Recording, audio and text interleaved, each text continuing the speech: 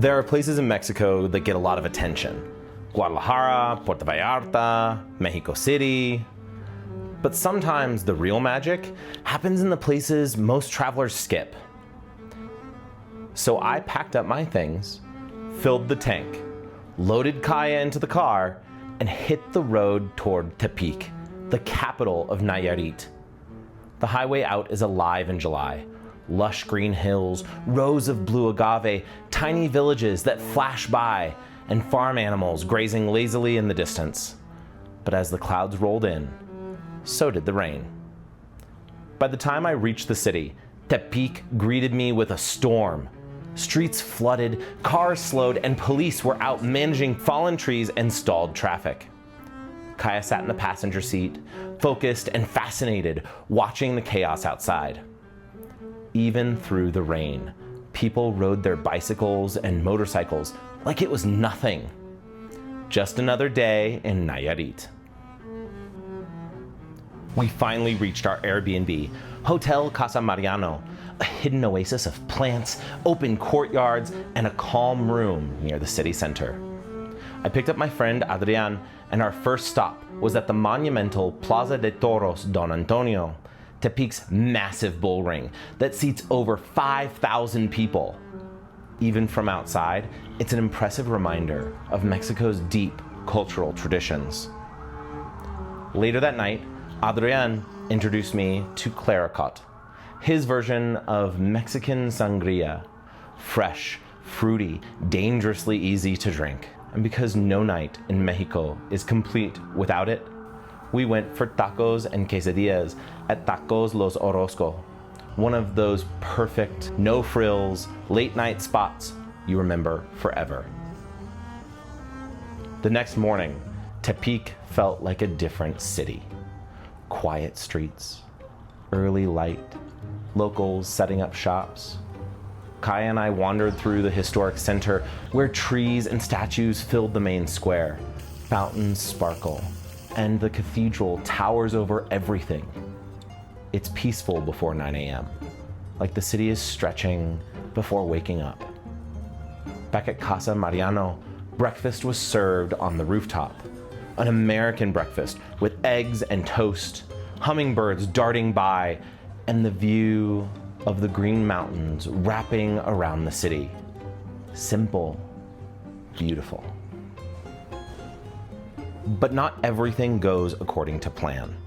The post inside my violin had fallen out the week before.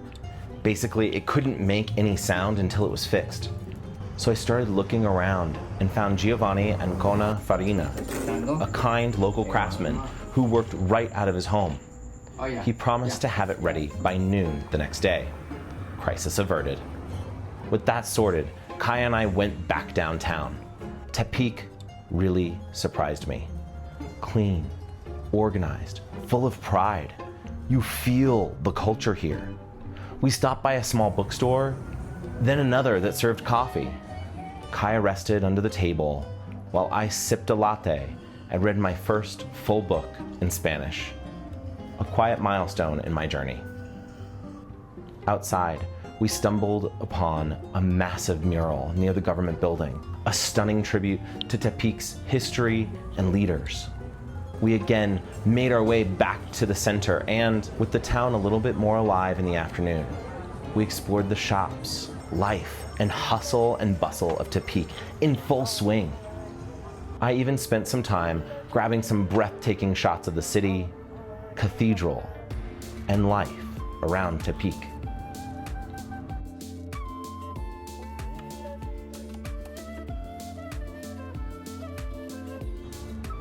In the afternoon, I left Kaya to rest and went exploring.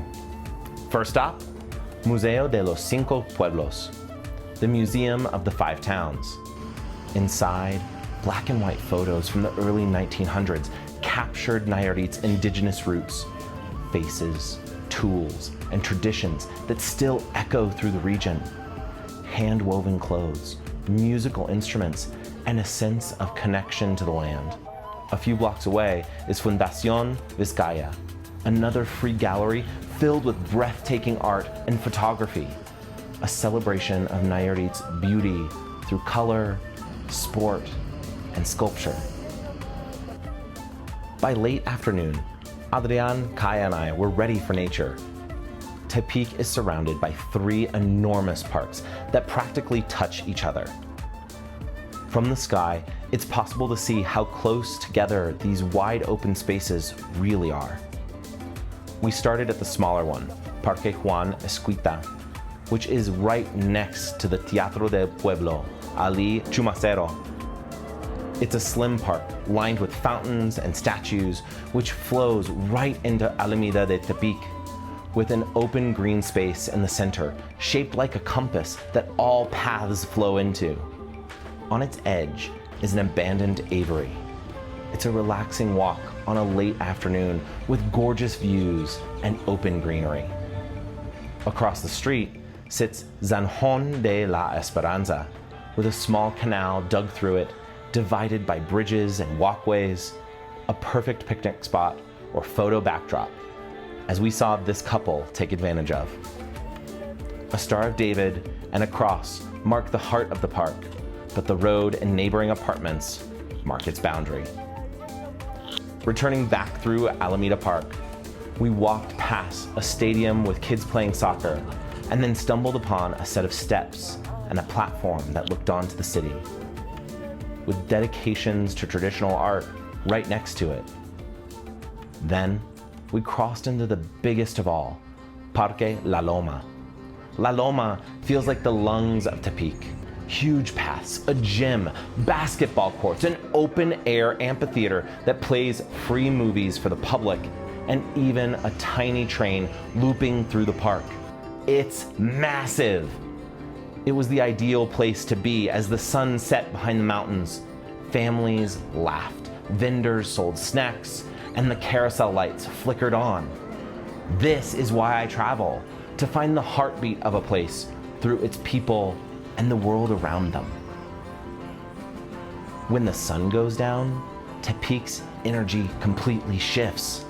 We met some of Adrian's friends at La Elateria, a colorful place full of energy, live music, delicious wings and snacks, and a relaxing time with good people.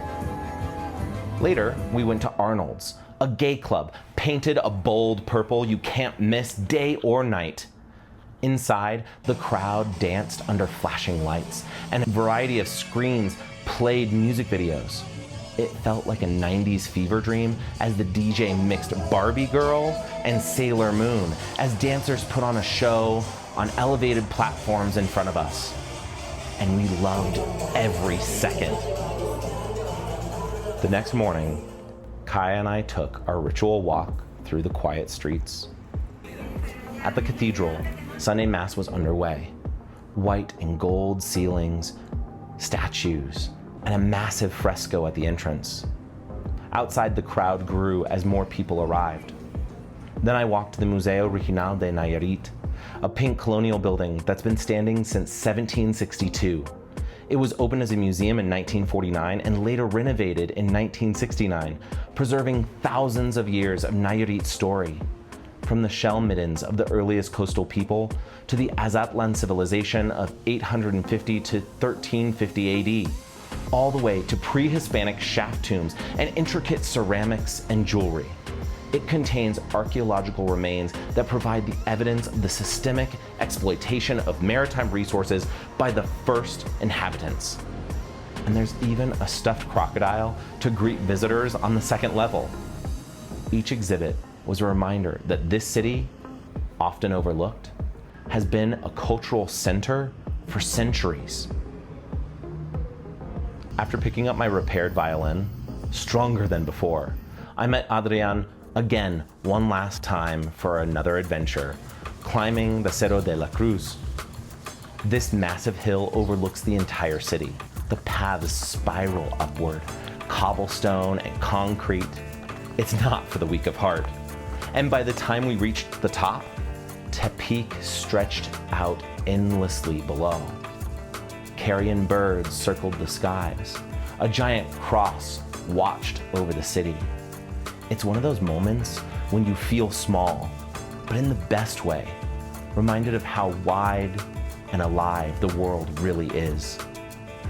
But as we admired the view, the clouds started rolling back in. We made our way down through light rain, greeted by a few curious stray cats near the car. Driving back through the storm toward Guadalajara, I thought about everything I'd seen. The history, the art, the music, the food, and the kindness of people. Tepic isn't a tourist hotspot, but maybe that's what makes it special. It's where history breathes quietly and everyday life still feels authentic. If culture, nature, and art speak to you when you travel, Tepic is a hidden gem you shouldn't miss. This is Pato's Path, an adventure in exploring, celebrating, and remembering to enjoy the world around us. If this story caught your interest, hit like, tap subscribe, and give me a follow to keep walking this journey together.